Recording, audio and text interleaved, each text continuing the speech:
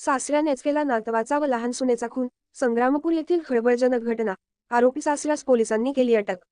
बुलढाणा जिल्ह्यातील संग्रामपुरात खळबळजनक घटना घडली आहे।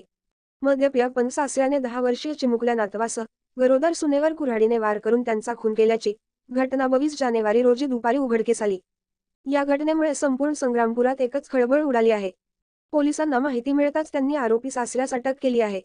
लहान चिमुकल्याचा आणि गरोदर विवाहितेचा निर्गुण खून केल्याच्या घटनेमुळे नागरिकांकडून एकच हळहळ व्यक्त केली जात आहे। आरोपी सासरा नारायण गायकी याने 22 जानेवारी रोजी दुपारी त्याचा मोठा मुलगा देवानंद गायकी याचा मुलगा चिरंजीव समर्थ वय 10 वर्ष हा शाळेतून घरी आला असता त्याचेवर कुऱ्हाडीने अचानक तोंडावर वार केले। या घटनेत तो जागीच मृत झाला। लहान सून सौ अश्विनी गणेश गायकीवर आरोपी सासऱ्याने काही एक विचार न करता कुऱ्हाडीचे वार करून खून केला। आरोपी सासऱ्यास तामगाव पोलिसांनी अटक केली आहे। बातम्या 24 तास न्यूज, संग्रामपूर, बुलढाणा। करत असताना आम्हाला दुपारी साधारण 3 वाजेच्या आसपास एक फोन आला। आपल्या संग्रामपूर शहरात जो आठवडे बाजार आहे या ठिकाणी एका महिलेवरती कुऱ्हाडीने वार करण्यात आला अशी आम्हाला माहिती मिळाली। तेव्हा लागलीच आमचा जो जेवढा स्टाफ होता आम्ही त्या ठिकाणी घटना ठिकाणी गेलो। त्या ठिकाणी मोठ्या प्रमाणात गर्दी होती। त्या ठिकाणी आम्ही जे घटना घडली त्या ठिकाणी जाऊन बघितलं तर त्या ठिकाणी एक जी महिला होती तिच्यावरती कुऱ्हाडीने अत्यंत क्रूरपणे वार केल्याचे आम्हाला त्या ठिकाणी दिसून आलं।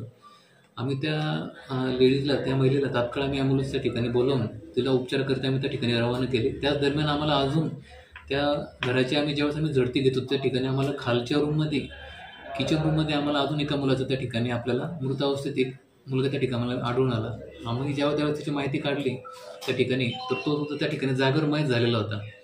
पण आम्ही ज्यावेळेस त्या मुलाला देखील आम्ही पुढील पंचनामा करण्यात आम्ही इन्क्वेस्ट करण्यासाठी आम्ही त्याला तात्काळ आम्ही त्या ठिकाणी वरवर पकडले ते आम्ही स्टाफच्या मार्फतीने आम्ही रवाना केली।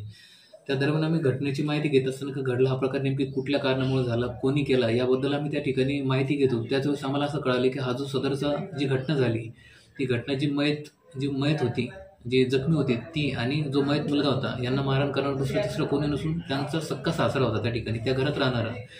ज्यावेळेस आम्ही ते गुन्ह्याची पार्श्वभूमी त्याला आम्ही तात्काळ त्या ठिकाणी आम्ही त्याला ताब्यात पण आणलं। त्याच्याकडे चौकशी केली आम्ही ज्यावेळेस त्याच्याकडं आणि जी अजून त्या घरात दुसरी सून होती त्यांच्याकडे चौकशी केल्यावर आम्हाला कळालं का 4 वर्षापूर्वी हा जो याच्यातला जो सासरा होता थोडक्यात जो आरोपी या गुन्ह्यातला त्या आरोपीने 4 वर्षापूर्वी त्याच्याकडे नावावर जी जमीन होती 4 एकर तिच्यावरती एक 75,000 रुपयाचं कर्ज त्या आरोपीच्या मुलांनी काढलेलं होतं। तर त्या मुलांनी ते कर्ज काढल्यापासून यांचे आणि त्यांच्यामध्ये सारखे वाद चालू होते त्या घरामध्ये ते कर्ज नील करण्याच्या अनुषंगाने त्या ठिकाणी। आणि त्याच्यातला जो आरोपी होता मग तो सासरा म्हणतो आपण तो खूप रागट आणि तापट स्वभावाचा असल्यामुळे तो वारंवार त्याच्या हातात त्यावेळेस जे भेटल लाकडी दांडका असो का काठी असो त्याच्यानं तो नेहमी त्यांना मारहाण करायची आणि जीव करण्याची धमकी देत होता। असं साधारण भरपूर दिवसापासून यांच्यामध्ये हा प्रकार चालू होता। परंतु आज नेमकी काय झालं का त्यांच्या घरामध्ये कोणतरी मयत झालं होतं, त्यांचे नातेवाईक बाहेरगावी, त्याच्यामुळे सर्व बाहेरगावी मयत आपल्या त्या नातेवाईकाच्या मयताच्या कार्यक्रमाला गेलेले होते। त्यावेळेस घरामध्ये फक्त ह्या 2 सुना आणि जो मुलगा होता तो मुलगा देखील त्यांचा जो 7 वर्षाचा मुलगा होता समर्थ म्हणून तो मुलगा शाळेत गेलेला होता दुपारच्या वेळेस। मग या दुपारच्या वेळेस यांनी साधारण 2 सव्वा 2च्या आसपास सर्वजण तिची जी सून होती जी याच्यामध्ये जी जखमी सून आहे ती आणि दुसरी सून अशा दोन्ही सून वरती आराम करायला वरच्या खोलीमध्ये गेलेले होते त्यावेळेस। आणि त्यावेळेस हा जो सासरा होता जो आरोपी त्यांचा तो खालीच होता खालच्या रूममध्ये।